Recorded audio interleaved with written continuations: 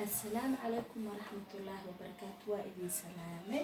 أصحابتك وحران جنالكم من المحانة جنال ميلا الفيديوين دافعه أكسو كنتهين ولا في عنيها الأمالينا يا دمان سومعيوين ميلا الفيديوين دافعه لكجوكتين أنك الحمد لله وأن نوات قبلنا وأن عافمات قبلنا waxaan ku dhahay adduunkan waa xanuunkan baa wareegaya coronavirus la yiraahdo annaga xitaa fiila waxaan ku dhahay maalmahan dambe waa xoogaa uu ku sii saacidooya inkastoo wadamada qaarkood dhimashada aanu annaga ka yarnahay oo adiga daraameetii ka horeysa u bilaabmay dhimashada laakiin hadda 700 iyo xoogaa uu sii marayaa ilaahay waxaan leeyahay meel walba aan dunida daafaheeda ka joogno xanuunkan hanaga dulqaado intuu ilaahay ugu talagalay baa kolay ku dhimanayso inta kaleetana dee qof walba waqtigiisa buu leeyahay ducada salaadaha alla bariga intaba aan xusno intaas markaan kasoo gudbo maxaan rabaa caawa halkan inaan uga hadlo waxaan rabaa hadda baryahan maadaama guriga lagu soo aruuray iskool lama jiro shaqadii qaarkood shaqooyinka qaar lama aado waxaa ku dhahay ilmihii guryaha lagu hayaa xanaanooyinka iskooladii wixii dhan ma jiraan xanaanooyinka hooyooyinka ama shaqeynaya ama iskoolla aadayun baa laga haynayaa inkastoo hadda iskooladii la wada furay hooyooyinka shaqeynayo oon cid ka reebta aan jirin baa hadda laga hayaa marka guriga maadaama aan ku sugan nahay baryahan waxaa ku dhahay ilmihii wixii habeenkiiba hadda maasha allah teen fiican helaa inkastoo waxaan ku dhahay casharada xitaa internetka aan ka dhigano haddana sidii waan dhaamaa marka asxaab badan baan su-aalo snaapka kasoo weydiiyey maxaa gabdho bal la rabaa inaan ka hadlo marka arrimo badanaa lasoo jeediyay habeenba insha allah hadduu ilaahay idmo sida waqtiga iigu saamaxo barnaamij baan ka hadlaynaa caawa barnaamijka aan ka hadlayo maxay tahay maxaase khibrad ahaan intaa aniga ka aqaano iyo intaan arkay iyo dee intaa idinka noogu dari doontiin hadduu ilaahay idmo qaybta community-ga aan ku arko community qurux badan share like intaba subscribe-ka hayga iloobina mawduuca marka sii gelaya warkayaan naga badinin mawduuca waxaa waaye maxaa keenay qurbaha qoysaska islaamka inay dhaqso burburaan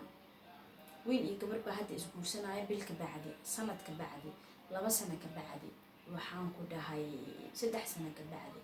adiga waa waqti yar baa hadda isku qabaa oo guurkii noqday maxaa koos gareeyay 3 arrimood aan u kala qaaday 3da aan u kala qaaday ta koowaad waxaa waa qadarta ilaahay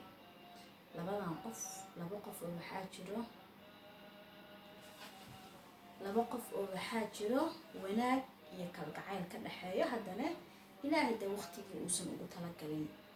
islama joogayaan taas waa qadarta ilaahay ta koowaad qadarta ilaahay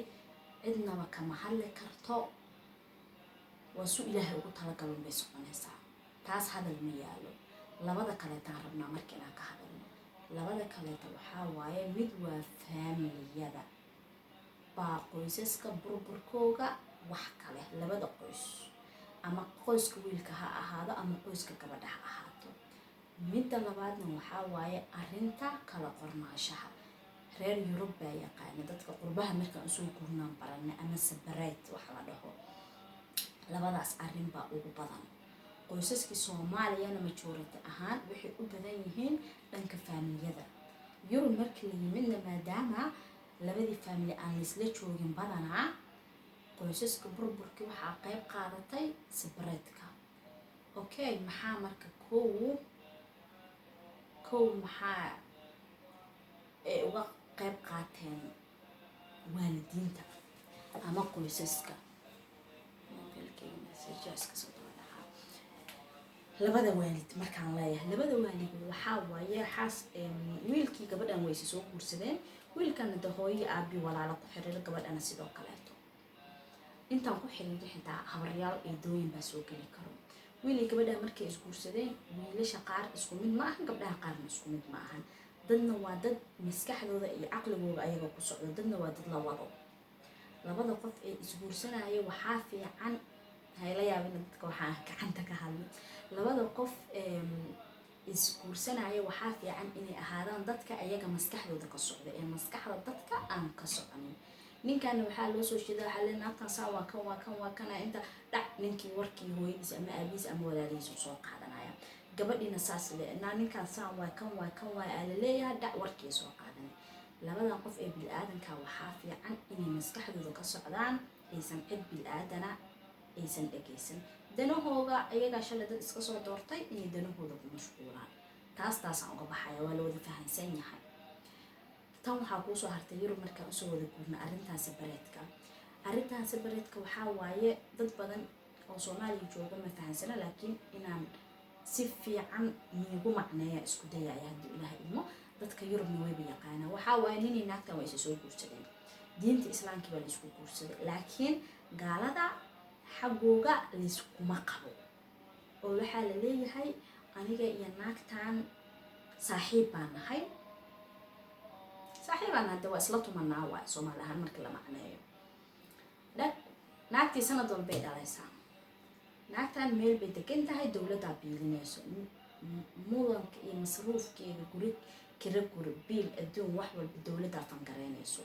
aw ninkaanoo hadduu shaqaysto wuu shaqaystaa, lacagtiisa jeebkuu gashta, hadduuse shaqaysana lacagtiisa ceertuu gashanaya.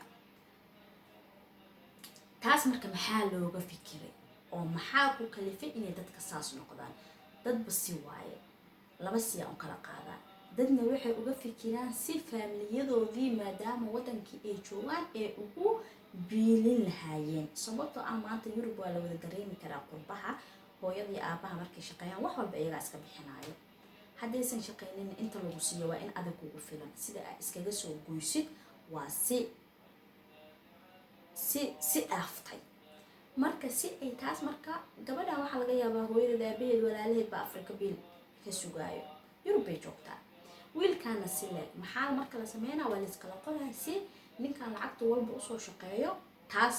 lagu dabaro. amii kaleeto hooyadoodii aabahood iyo waxay joogaan Yurub bay dhinac ka joogaan mahino, waxaa la sameynayaa bointiga labaada ah lacagtan waxaan ka dhiganaynaa baashaal, hanti baan ka samaysanaynaa, waxaan ku dhahay guryo baan ka dhisanaynaa. guryahaas ma xalaal baa? hantidaas ma xalaal baa? tan marka hooyada iyo aabaha lacagta idinkani la siinaayo ma xalaal baa? ma ahan xalaal. waa la wada ogyahay, culimo badan badna way ka hadashay. waa xaaraan. dee xaaraan haddaad u baahan tihiin isbaaraha la dhigto. isbaarada lacagteeda iyo lacagtan waxay isdhaanto malahan, waa isku mid. laakiin ani waxaan leeyahay waalidiinta Soomaaliya joogo ee lacagay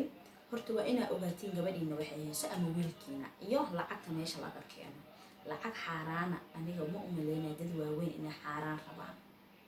hala ogaado lacagta meesha laga keenayo. hooyada iyo aabaha ani ahaanteyda waxaa ila quman dadkan ma isguursadin, si xalaal ha isku guursadaan,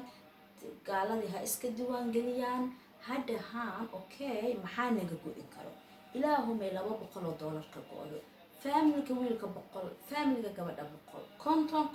konton bismillah hala dhaho. sababta intee lacag laga keenaa jirka maa lagu goynaya? waa maya. inta xaaraan cuni laheedeen 50 xalaala oo bisinka loo qabtay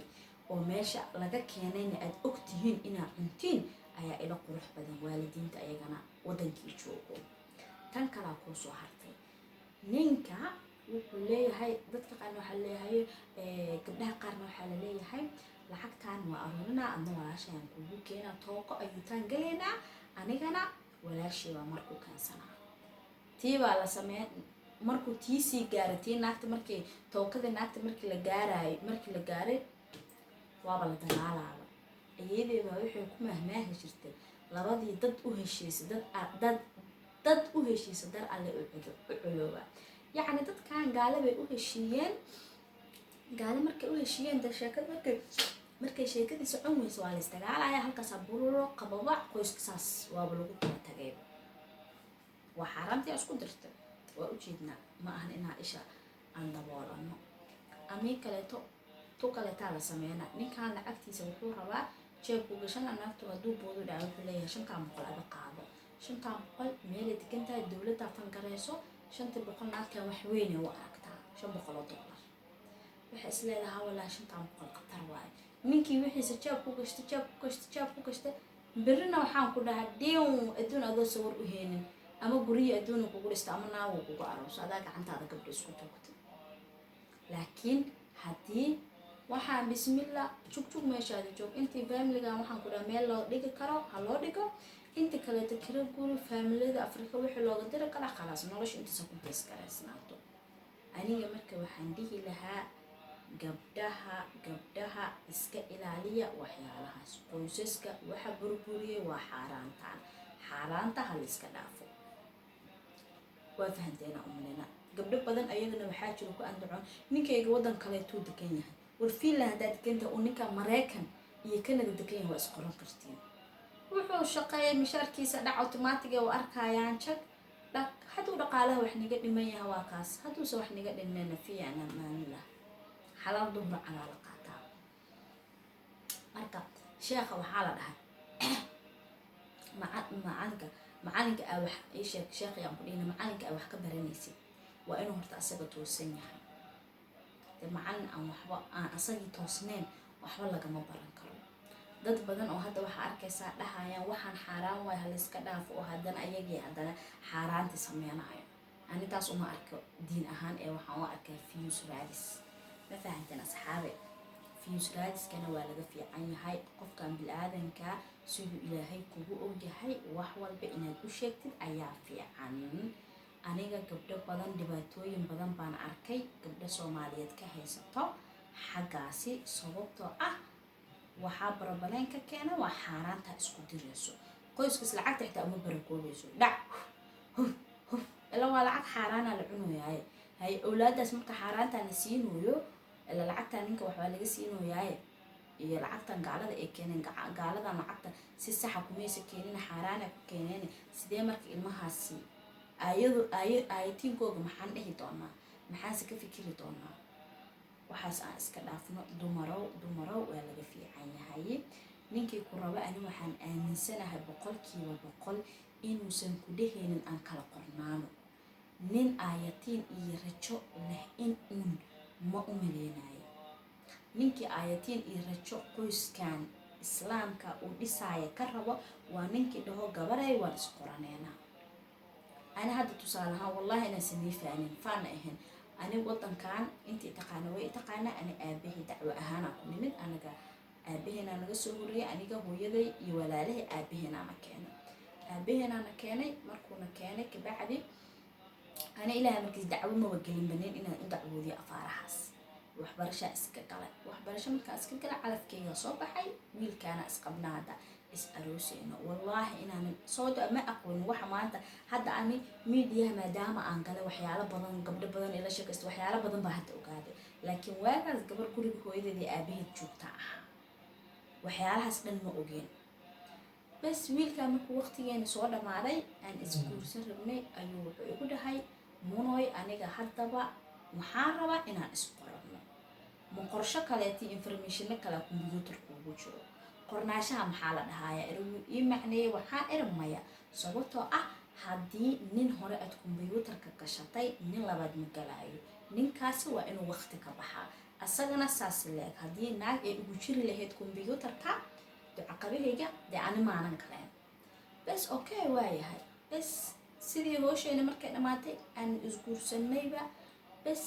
ilaah amkiis isla markiiba aabahay wuxuu ugu dhahay hayuu dhaamunahe ma ka wada hadasheen oo dhahay wiilka inaad isqoranaysiin iyo waxaas mise information la kala jiro maya aabaa dhahay asaaba ii sheegay waa isqoranoona waa kaas sidii yaa meesha layska qorto ee Finland mastaraatiyaal dhahaa waa tanaa waraaqdi inta taqaana way taqaanaa reer Finland aan u tagnay waxaan ku dhahay aan isa soo gashanay computerka sidii alxamdulillah rabbil caalamiin maalintu calafkii dhamaaday markaas kala bixaysa 6 bilood oo chance la siinayaa heshiiya 6 bilood marka ku heshiin weysiin hadana ay sheeg chance kale ka bacdi markaas toos uga kala bixaysa saas waa systemka ma fahanteen marka xalaal idinka u jeedo aniga ma ila qurux badno xaaraan iyo iska dawmeeleysi lacag iyo hanti hadaad rabtid inaad tabacdid isgarab istaag iyo isdhiirigelin iyo hoo iyo hiil adiga iyo ducaqabahaaga inaad isgarab istaagtiin waxbaratiin shaqaysatiin baan hanti ku keeni kartiin laakiin xaaraan inta ka raada qoyska islaamka unbaa ku dumaya maahine xaaraan wax laga faa'iidaayo ma jirto inta waxaas ku jirto waxaan leenahay allah naga soo hanuuniyo inta aan ku jirinna reerihiina allah nii barakeeyo gabdhaha cusub ee hadda inay guursadaan rabaan yurub joogo waxaan ku dhahay ee dhaga xiran ogaada taas ninka hadduusan asaga kaala hadlin xitaa waa in adig kala hadashid hadduu ku dhaho aniga walaashay baan usoo dacwooday saan waaye dacwaa kombyuutarka iigu jirta iyo waxaas adiga ma ku gelin karin waxaad leedahay okay miya ahaa dacwada maalintay kuu soo dhammaato aan isguursanayna aboogo inta ka horeysa hayhaatay ka tahay sababtoo ah qoys islaam baa la dhisaya qoyska islaamka waa in islaamnimada lagu dhisay laga run sheegaa ma ahan islaamnimo afka bis ah oo waxyaalo kaleeto muluq ku jirin waraaqdan si fiican aan tusinaya saxaabe moobilka waa ka dhacay si fiican aan tusinaya meelaha waxaan naga qarinaya afarteena lambar waa kaas oo jeedina saxaabe waatan masteratiga Finland ka timid Hassan waa kana Cabdi waa kana ma kuwan magacaydeen oo saddexan